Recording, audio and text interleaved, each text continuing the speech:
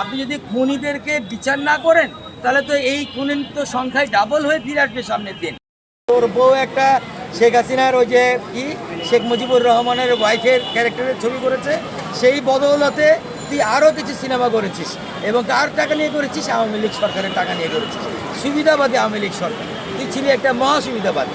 তোরে জোর করে ধরে নিয়ে এসে এখানে তুই মানে হইলি কি আমাদের উপদেষ্টা হওয়ার শুরু থেকে সে শিল্পকলার ডিজিকে এখানে অনৈতিকভাবে প্রথমে কি বলল, টাকা দিতে হবে। শিল্পকলার ডিজি বললো আপনি লিখিত অর্ডার দিয়ে দেন, আপনাদের মনে আছে কিনা ঘটনাগুলো আমি আরেকবার রিমাইন্ড দিয়ে দিই। ভদ্রলোক বললেন যে আমি আপনাকে টাকা দিতে পারি, এটা সরকারি টাকা, আপনি আমাকে লিখিতভাবে দেন, আমি আপনাকে টাকা ট্রান্সফার করে দিচ্ছি। কারণ শিল্পকলার টাকা নিবে মন্ত্রণালয়, এখানে সমস্যা কোথায়? কিন্তু সে সেটা লিখিত দিবে না, তার মানে সে টাকাটা চাচ্ছে অবৈধভাবে, সে প্রেশার ক্রিয়েট করছে। এবং কেমন ফ্যাসিবাদী আচরণ, ওই রাতেই শিল্পকলার ডিজিকে তিনি বাই প্রেশার উনি রিজিগনেশন নিয়ে নেয় এবং শিল্পকলা ডিজি কিন্তু যাবার আগে সব কথা ফাঁস করে দিয়ে গেছিল। এবং তার পরবর্তীতে আপনারা দেখেছেন 400 কোটি টাকা ব্যয় নির্মাণ হয়েছে। আপনি একটা জাদুঘর, এখানে কি মনুমেন্ট রেখেছেন? কষ্টি পাথরের মূর্তি আছে ভাই, এখানে আপনি একটা গুমের একটা ঘর তৈরি করেছেন, টর্চারিংয়ের একটা ঘর তৈরি করেছেন, কিছু স্ট্যাচু তৈরি করেছেন, কিছু স্কাল্প করেছেন।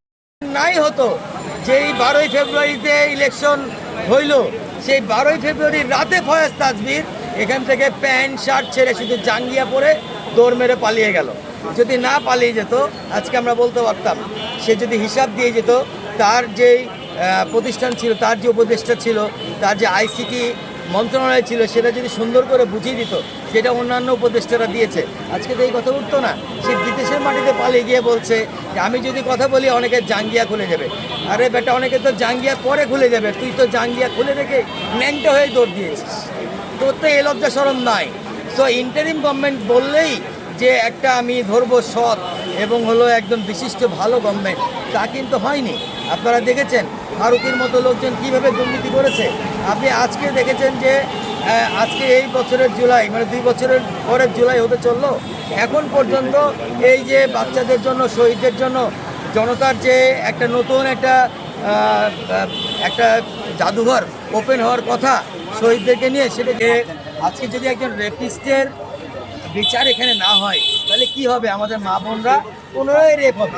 রেপিস্টদেরকে আপনি অনুপ্রেরণা দান করবেন যদি বিচার না করেন, তাহলে একই তো ঘটনা খুনিদের ব্যাপারেও।